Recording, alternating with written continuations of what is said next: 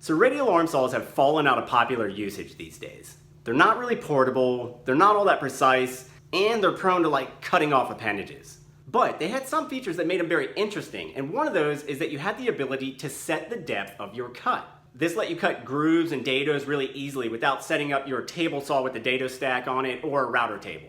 Nowadays, radial arm saws have largely been replaced by MITER saws. They're more precise, they're portable, and they're a lot safer.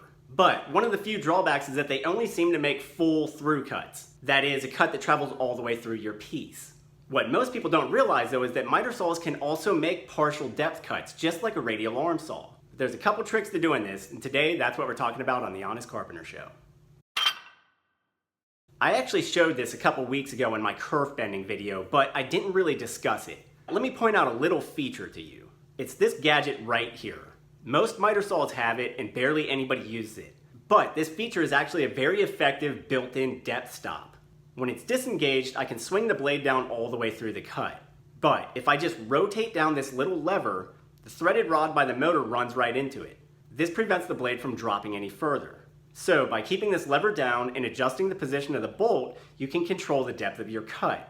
There's also usually a nut for counter tightening, so your bolt doesn't wander after you set it. I'll usually set my blade depth by eye, lining up right next to my stock, then make a test cut. If the cut depth works out right, I'm good to go. The one problem is, because of the saw fence position and the curvature of the blade, the cut won't always clear all the way through the back. This is very easily fixed by using a spacing block of some sort behind your stock. This pushes your workpiece forward a little bit, just an inch or so, and gives the blade room to pass all the way through. And if your saw comes with some sort of clamping mechanism, you may want to clamp your spacing block down just for safety. By sliding your piece in increments between passes, you can make pretty clean dados and grooves this way. And the depth stop even works on miter cuts, as I showed in my French cleat lumber rack video. So if you have a miter saw and have never noticed this feature before, check your saw out. There's a really good chance it's there. This lets you gain one of the major benefits of a radial arm saw without all the drawbacks. Just please be careful when using it.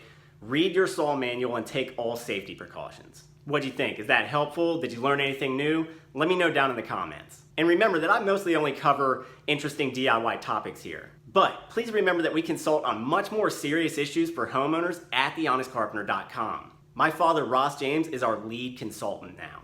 A lifelong builder and construction expert, he's here to answer your most important home-related questions. It's a very affordable service, it's very easy to book, and he's going to start talking about some of our consulting work on our second channel, Honest Carpenter Consulting. So be sure to check him out there. The amount of knowledge that he has about homes and building and construction will just blow your mind. He's a great resource. And check us out the website to just find out more about how the operation works. As always, thanks for watching. Check back in for more videos coming up soon. I'm Ethan James with thehonestcarpenter.com. I'll see you next time.